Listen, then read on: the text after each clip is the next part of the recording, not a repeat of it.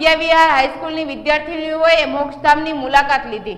આટકોટ વિદ્યાવિહાર હાઈસ્કૂલની વિદ્યાર્થીનીઓએ મોક્ષધામની મુલાકાત લીધી હતી અને અંધશ્રદ્ધા દૂર કરવાનો કાર્યક્રમ યોજાયો હતો। આટકોટ વિદ્યાવિહાર હાઈસ્કૂલની વિદ્યાર્થીનીઓ મોક્ષધામની મુલાકાત લીધી હતી અને સફાઈ કામગીરી કરવામાં આવી હતી તેમજ કોરોનામાં મૃત્યુ પામેલા આત્માને શાંતિ માટે પ્રાર્થના કરવામાં આવી હતી તેમજ સ્મશાનમાં અંધશ્રદ્ધા દૂર થાય તે માટે ચર્ચા કરવામાં આવી હતી। બાળાઓએ અહીં ગરબા પણ ઘૂમ્યા હતા તેમજ નાસ્તો કરાવવામાં આવ્યો હતો। બાળાઓમાં સ્મશાનનો ડર દૂર થાય તે માટે વૈજ્ઞાનિક અભિગમ કેળવીને ભય અને ડર દૂર થાય તેમજ હિંમત વધે તે પ્રકારનું આયોજન કરવામાં આવેલ હતું। આ કાર્યક્રમમાં 10 ગામની વિદ્યાર્થી પ્રતિનિધિઓએ ભાગ લીધો હતો। બાળાઓ ક્યારે મોક્ષધામ ગયા ન હોય ત્યારે સમગ્ર કાર્યક્રમનું આયોજન, પરિકલ્પના અને માર્ગદર્શન શિક્ષક શ્રી ડૉક્ટર સંજયભાઈ સખિયાએ પૂરું પાડ્યું હતું। બાળાઓને અંધશ્રદ્ધા દૂર થાય તે માટેના પંચ કાર્યક્રમ યોજવામાં આવેલ છે। વિદ્યાર્થીઓએ અલગ અલગ વિભાગોની મુલાકાત લીધી હતી અને દરેક બાળાઓએ કોરોનામાં મૃત્યુ પામેલા લોકોને શ્રદ્ધાંજલિ આપી હતી। આ પ્રસંગે ભવિષ્યમાં પણ વિદ્યાર્થીઓએ સ્મશાનની અંદર વ્રતની ઉજવણી તેમજ ઇનામ વિતરણ કાર્યક્રમ અને ક્લાસ વર્ગનું આયોજન કરી અને મહિલા સશક્તિકરણ માટે સંકલ્પ લીધો હતો। આ પ્રકારે કદાચ પ્રથમ વખત સ્મશાનમાં વિદ્યાર્થીઓ દ્વારા કાર્યક્રમ યોજાયો હતો। Reporting by Karshan Bamta, Atkot. આજે અમારા માનનીય શ્રી સખિયા સરના માર્ગદર્શક નીચે આજે અમે સ્મશાનની મુલાકાત લેવા આવ્યા છીએ। અહીંયા અમે ગરબા કર્યા, સ્વચ્છતા કરી અને અમારો અંધવિશ્વાસ હતો એ બધો આજે દૂર થઈ ગયો અને જે લોકો માને છે કે સ્મશાનમાં ન જવાય એ પણ અમે આજે બધું દૂર કરીએ છીએ અને જ્યારે ભવિષ્યમાં વ્રત કે ગમે એની ઉજવણી કરવા અમે મુલાકાત લેવા આવશું। મારું નામ મિયાત્રા ધ્રુવી સંદીપભાઈ છે। હું ધોરણ 9માં અભ્યાસ કરું છું। અમને અહીં સખિયા સરે અમને અહીં ડર દૂર કરવા લઈ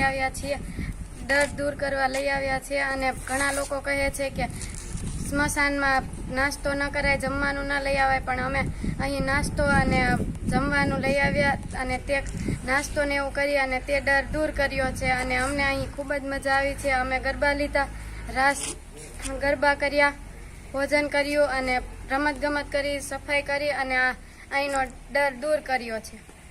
હાઈસ્કૂલ આટકોટના અમારી સાથે ધોરણ 9ની વિદ્યાર્થીની બહેનો અલગ અલગ ગામોમાંથી આવે છે। જંગવડથી, કોટડાપીટાથી, ખારજિયાથી, આટકોટથી અને અલગ અલગ 14-15 ગામોને દરેક ગામો પ્રતિનિધિત્વ કરતી આ બહેનો છે। આજે અમે સ્મશાનની મુલાકાત લીધી છે। પવિત્ર શ્રાવણ મહિનાના નોરતા ચાલી રહ્યા છે અને ટૂંક સમયમાં કાળી ચૌદશ આવશે। કાળી ચૌદશનો એક આપણે ત્યાં એક અંધશ્રદ્ધા છે કે સ્મશાનમાં સ્ત્રીઓએ ખાસ ન જવું અને ખાસ કરીને એ જે માન્યતા છે એને દૂર કરવા અમારો ખાસ હેતુ છે વિદ્યાર્થીની બહેનોમાં। અને આ વિદ્યાર્થીની બહેનોના માધ્યમથી સમગ્ર સ્કૂલ અને સમગ્ર ગામ અને સમગ્ર સોસાયટીની અંદર અને સમગ્ર વિસ્તાર સમાજની અંદર એક સારો વૈજ્ઞાનિક અભિગમ મેસેજ જાય કે હવે પરિવર્તન છે, અંધશ્રદ્ધા દૂર થાય, વૈજ્ઞાનિક અભિગમ કેળવાય તે માટે આજે અમે આટકોટના મોક્ષધામની મુલાકાત લીધી। અહીંયા વિદ્યાર્થીની બહેનોએ ખૂબ સારી રીતે એની સાફ સફાઈ કરી। અહીંયા જે મોક્ષધામ જે છે એની અંદર કઈ રીતની વિધિઓ થાય તેની પણ અમે એને પ્રાથમિક માહિતીઓ આપી। તે ઉપરાંત તેમણે અહીંયા સમૂહ નાસ્તો, ભોજન એ પણ ઇત્યાદિ કર્યું।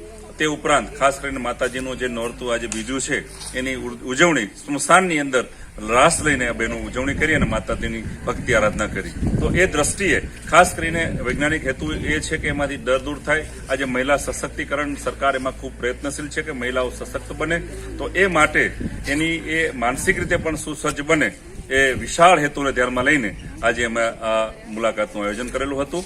ઘણા બધી વિદ્યાર્થીઓનો ખૂબ આનંદ થયો અને એ જોતા આમ તો આખી સ્કૂલની વિદ્યાર્થીની બહેનો આવવા ઈચ્છુક હતી, પરંતુ આજે પ્રતિનિધિ સ્વરૂપે દરેક ગામમાંથી અમે વિદ્યાર્થીઓની અહીં પસંદગી કરી છે અને એ રીતે ભવિષ્યની અંદર પણ સ્મશાનની અંદર અમારો સાંસ્કૃતિક કાર્યક્રમનું આયોજન છે, ઇનામ વિતરણના કાર્યક્રમનું પણ આયોજન છે। અને ખાસ કરીને જે અત્યારે કોરોના સમય પછી જે સ્મશાનના જે દ્રશ્યો આવતા હતા ટીવીની અંદર અને એ જોઈને જે માનવ હૃદયો હડકંપ મચી જતો હતો અને દરેકને એક પ્રકારનો માનસિક ડર પેદા થયો હતો, એ ડર દૂર કરવા માટેનો પણ ખાસ અમારો આશય હતો અને એ રીતે અમે આજે આ શુભેચ્છા મુલાકાત અહીંની ગોઠવી હતી। હું ડોક્ટર સંજય સખિયા, વિદ્યાવર્ષ શૈક્ષણિક સંકુલ, આટકોટ।